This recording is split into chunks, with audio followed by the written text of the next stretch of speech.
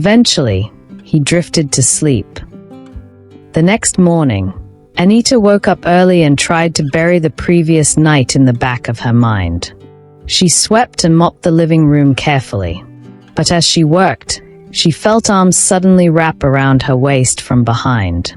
She flinched and turned. Daniel. He smiled at her casually, as though nothing had happened. Before she could react, Jasmine stormed in. She grabbed Daniel, spun him around, and slapped him across the face. "You should be ashamed of yourself," she said fiercely. "Keep this up, and you won't be welcomed here anymore." Melvin descended the stairs just in time to hear it. "Thanks, Jasmine. You just said exactly what I was thinking." "Good morning, sir." "Good morning, Miss Jasmine," Anita said politely before heading to her room. They both replied in unison. Melvin leaned over and kissed Jasmine on the cheek. "Goodbye, my love." She watched him leave, then turned to glare at Daniel before walking away. He followed her, trying to speak, but she slammed the door in his face. After breakfast, Anita stayed in her room until Jasmine knocked. When she opened the door, Jasmine handed her a note and some money. "Here's a list. Order a cab and go to Gilbury Supermarket. Make sure everything you get is from there and nowhere else. It's about 20 minutes away. You should be back in an hour." Anita hesitated. She didn't know the area, and Melvin had warned her never to leave without his consent. Still, she didn't want to disobey Jasmine, especially after how kind she had been. She took the money and the list and left the house. But halfway down the road, Melvin's warning echoed in her mind. She stopped. Her heart was torn. She didn't want to upset Jasmine, but she also didn't want to disobey the one person who had truly saved her. She turned back. When she reached Jasmine's room, she was about to knock, until she heard voices. "Baby, I'm sorry," Daniel was saying. "You know you're the only one I want. I was just trying to control that maid. Get her on our side. That way, she won't ruin our plans." "But why'd you hit me like that?" "I'm sorry, my love," Jasmine replied softly. "Melvin was coming downstairs. I had to make it look real. I'm sure even Anita thinks I'm on her side now. But you know I can't bear to share you with anyone." "I'm all yours, my queen," Daniel said, followed by the unmistakable sound of kissing. Then soft laughter. Then more. Anita stood frozen outside the door. Her legs felt heavy. Her stomach twisted. Everything she thought she knew about Jasmine was a lie. Anita's heart was pounding as sweat trickled down her forehead. She turned to run to her room, but her foot accidentally struck one of the flower pots outside Jasmine's door. Startled, Jasmine quickly got out of bed and rushed to the hallway. She saw Anita disappearing into her room and shutting the door. She turned back to Daniel, alarmed. "I think Anita saw us. What if she tells Melvin?" Daniel pulled her back into bed. "Let's finish first. I haven't gotten what I came for." He leaned in and whispered, "I'll tell you what to do about Anita. Don't worry." Jasmine gave in, and they continued their affair, while Anita sat in her room in a daze, replaying what she had just discovered. Melvin was kind, loyal, and completely devoted to Jasmine. He trusted her, and yet she had chosen to betray him with Daniel, his irresponsible, lazy brother. Anita had once admired Jasmine, thought she was beautiful and elegant. But now she saw her for what she really was, manipulative and shameless. There was a knock at her door. She checked the voice, Jasmine. Taking a deep breath, Anita opened the door. "Where are the things I asked you to get?" Jasmine asked casually, showing no sign of guilt. "I didn't go," Anita replied calmly. "After leaving the house, I remembered that Mr. Gray warned me not to leave without his permission. I came back to tell you, but you were busy." Jasmine sat beside her on the bed, crossing her legs neatly. I can be your friend, or I can be your enemy, Anita. That decision is up to you. Whatever you saw today, I expect you to keep your mouth shut. Mind your business and do the job you were hired to do. Melvin trusts me. He loves me. We've been together for 3 years. If you try to tell him anything, I will deny it. It'll be your word against mine. And trust me, he will believe me. If you speak up, I'll make your life miserable. I'll have Daniel do whatever he wants to you. And when I marry Melvin, I'll throw you out myself. Anita's voice shook. I'll be your friend. Jasmine smiled. Good. I knew you were smart. As she walked away, Anita felt like she was going to be sick. She had once believed Jasmine was kind. Now she saw a woman wearing a mask. A beautiful one, but dark underneath. And worst of all, Anita knew Melvin was trusting the wrong people. She was scared, too scared to expose the truth. In the days that followed, Anita avoided Melvin like a shadow avoids the sun. She stayed locked in her room whenever he was home, afraid he'd read the guilt on her face. Meanwhile, Jasmine and Daniel made no effort to hide their affair in front of her. They kissed, whispered, and clung to each other the moment Melvin left. But when he returned, Jasmine would shift back into her role as the perfect fiancée. Weeks passed.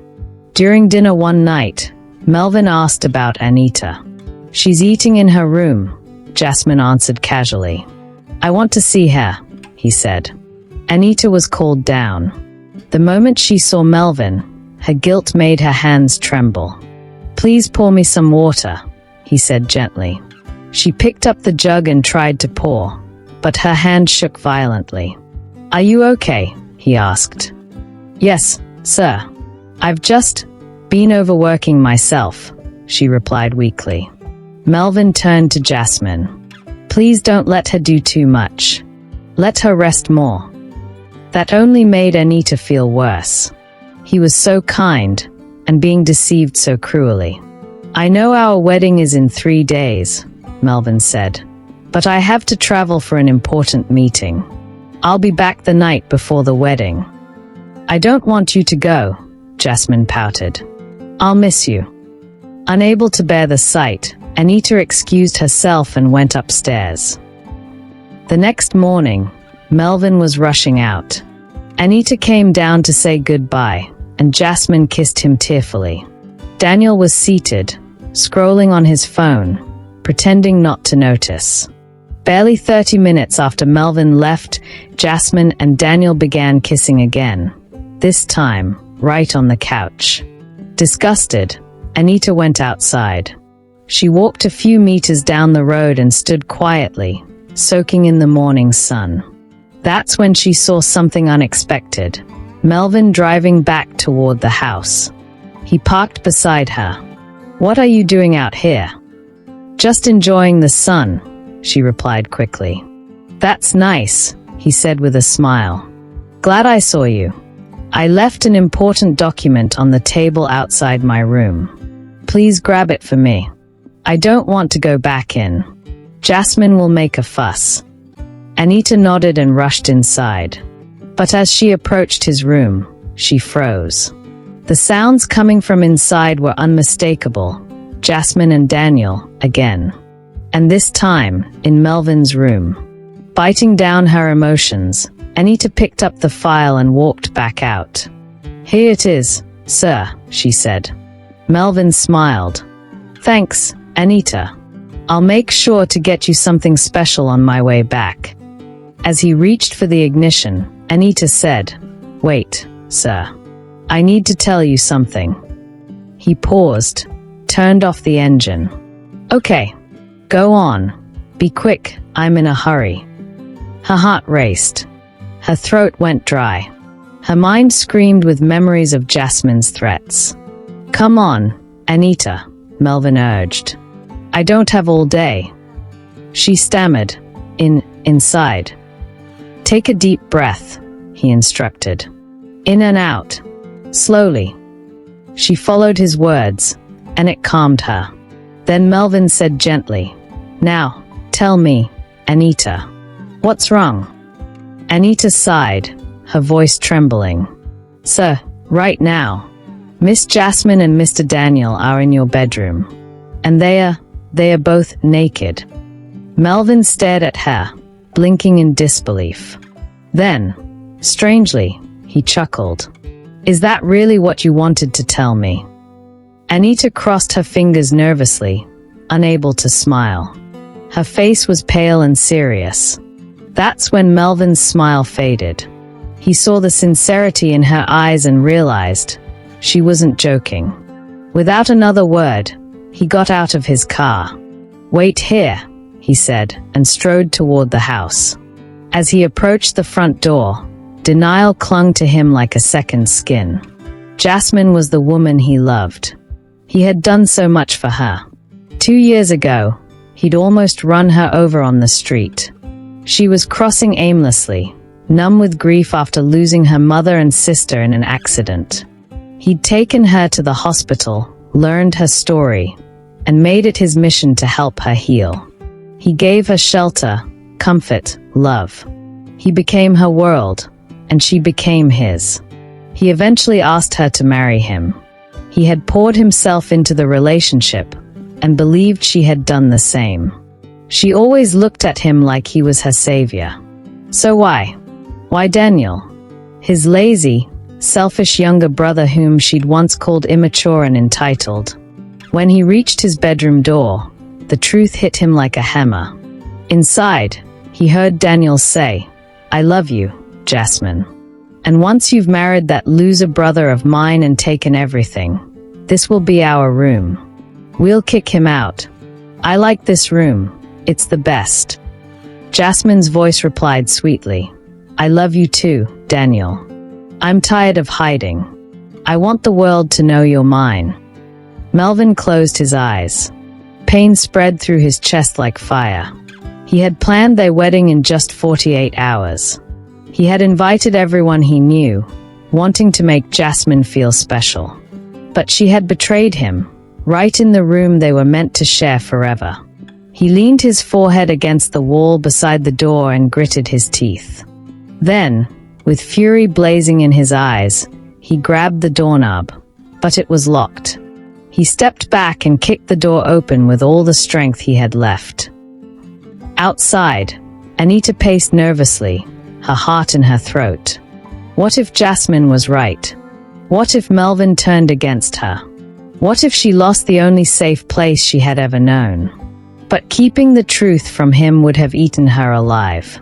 And if he found out after the wedding that she had known and said nothing, he would never forgive her. He had given her dignity, a home, a second chance.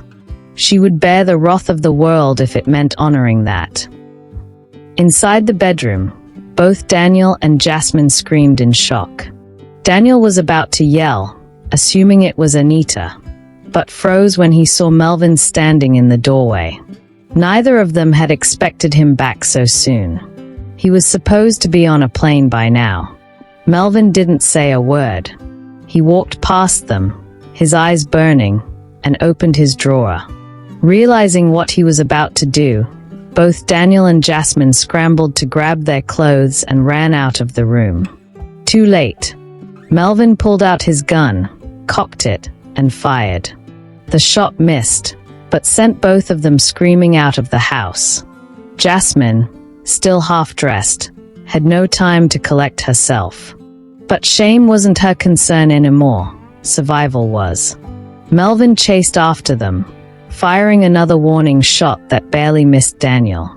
They ran toward the back of his car, crouched low, trying to hide.